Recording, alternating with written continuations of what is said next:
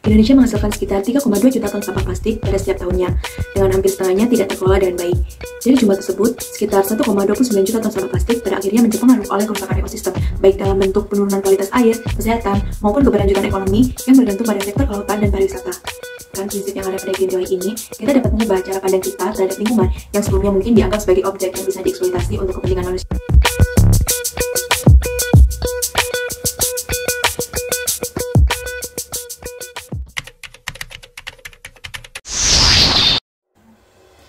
Indonesia sebagai salah satu negara maritim dengan garis pantai terpanjang di dunia, seharusnya bangga dengan kekayaan alam lautnya yang luar biasa.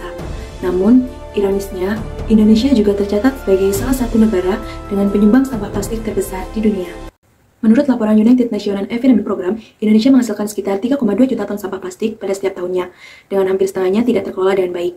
Dari jumlah tersebut, sekitar 1,29 juta ton sampah plastik pada akhirnya mencemari laut, menambah beban besar pada ekosistem pesisir dan laut Indonesia yang kaya. Beberapa sungai besar yang ada di Pulau Jawa, seperti Sungai Berantas, Sungai Bengawan Solo, Sungai Serayu, dan Sungai Progo, menjadi penyumbang utama sampah plastik yang terbuang ke laut. Hal tersebut pada akhirnya memperburuk masalah itu. Fenomena ini bukan hanya sekedar masalah kebersihan, tetapi juga berpotensi untuk merusak habitat laut yang vital bagi berbagai spesies, termasuk biota laut yang bergantung pada keseimbangan ekosistem, serta mengancam kelangsungan hidup manusia yang juga terpengaruh oleh kerusakan ekosistem, baik dalam bentuk penurunan kualitas air, kesehatan, maupun keberlanjutan ekonomi yang bergantung pada sektor kelautan dan pariwisata. Nah, pada kesempatan kali ini, kita akan membahas bagaimana Green Theory dapat memberikan solusi terhadap masalah ini. Mari kita simak lebih lanjut.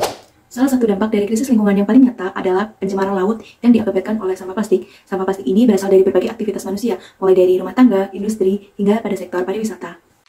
Berdasarkan data dari Kementerian Koordinator Bidang Kemaritiman dan Investasi pada tahun 2018, sekitar 80% sampah laut yang ada di Indonesia berasal dari daratan, dengan 30% diantaranya berupa sampah plastik. Setiap tahunnya, sekitar 1,29 juta ton sampah plastik mengalir ke laut Indonesia, yang semakin diperburuk oleh faktor alam seperti pasang surut ombak yang membawa sampah ke pesisir. Salah satu contoh kasus yang mencolok adalah pada Sungai Berantas yang ada di Jawa Timur, yang menjadi salah satu penyumbang terbesar sampah plastik yang terbawa ke Selat Madura.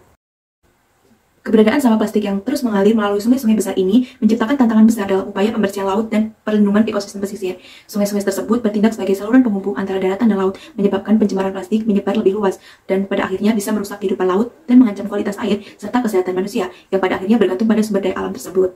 Lalu, bagaimana Green Theory bisa menjelaskan permasalahan ini? Green Theory adalah pendekatan dalam studi hubungan internasional yang menempatkan isu lingkungan sebagai pusat analisis, menggeser perhatian dari kepentingan negara dan ekonomi yang dominan dalam teori-teori tradisional. Pendekatan ini menekankan mengenai pentingnya menjaga keseimbangan antara manusia dengan alam, serta mengakui bahwa keberlanjutan lingkungan adalah dasar bagi keberlangsungan hidup bersama. Green Theory menganut prinsip ekosentrisme yang menempatkan alam dan ekosistem sebagai entitas yang memiliki nilai intrinsik dan harus dilindungi. Dengan demikian, keberlanjutan lingkungan menjadi prioritas dalam kebijakan global, berlawanan dengan antroposentrisme yang lebih mengutamakan kepentingan manusia tanpa memperhitungkan dampak terhadap alam dan ekosistem secara keseluruhan. Pendekatan ini menantang paradigma yang berfokus pada pertumbuhan ekonomi dan eksploitasi sumber daya alam demi keuntungan manusia. Green Theory percaya bahwa banyak masalah lingkungan seperti pencemaran plastik di laut merupakan akibat dari eksploitasi secara berlebihan terhadap sumber daya alam untuk kepentingan ekonomi jangka pendek tanpa memperhitungkan konsekuensinya terhadap ekosistem yang lebih luas. Dalam pandangan ini, kerusakan lingkungan adalah cerminan dari pola pikir yang mengutamakan keuntungan ekonomi tanpa memperhitungkan keberlanjutan alam. Green Theory mendorong perubahan paradigma di mana kebijakan lingkungan harus didasarkan pada prinsip ekosentrisme yang menjaga keseimbangan antara kepentingan manusia dengan alam. Masalah sampah plastik yang kita hadapi saat ini merupakan dampak dari pola pikir antroposentris yang berkembang pesat sejak era revolusi industri. Pada saat itu, plastik muncul sebagai solusi praktis untuk memenuhi berbagai kebutuhan manusia, mulai dari kemasan makanan hingga barang-barang konsumsi pada sehari-hari. Kepraktisan dari biaya produksi yang murah menjadikan plastik sebagai bahan yang sangat populer dan digunakan secara masif dalam kehidupan sehari-hari. Namun, tanpa mempertimbangkan dampak jangka panjang terhadap lingkungan, produksi plastik yang berlebihan justru menyebabkan bencana ekologis yang semakin meluas. Plastik yang tidak dapat terurai dengan cepat oleh alam menumpuk di berbagai tempat, dari daratan hingga lautan, sehingga bisa mencemari ekosistem dan mengancam kehidupan biota laut serta kesehatan manusia.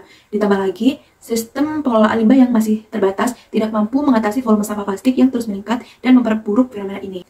Dalam kerangka Green Theory, masalah ini dapat dijelaskan melalui konsep tragedy of the commons yang menggambarkan fenomena di mana sumber daya bersama seperti laut dan udara dieksploitasi secara berlebihan tanpa adanya pengelolaan yang baik, karena tidak ada pihak yang bertanggung jawab untuk menjaga kelestariannya. Green Theory menyoroti pentingnya mengubah pola pikir antroposentris tersebut dan menggantinya dengan pendekatan ekosentris yang lebih memperhatikan kesejahteraan seluruh ekosistem. Mengapa Green Theory sangat penting untuk kita perhatikan dalam menghadapi krisis lingkungan seperti ini? Green Theory mengingatkan kita bahwa manusia dan alam adalah entitas yang saling bergantung dan tidak dapat dipisahkan. Keberlanjutan hidup kita sangat bergantung pada keberlanjutan ekosistem yang sehat dan menyediakan sumber daya alam yang kita butuhkan untuk bertahan hidup di masa depan.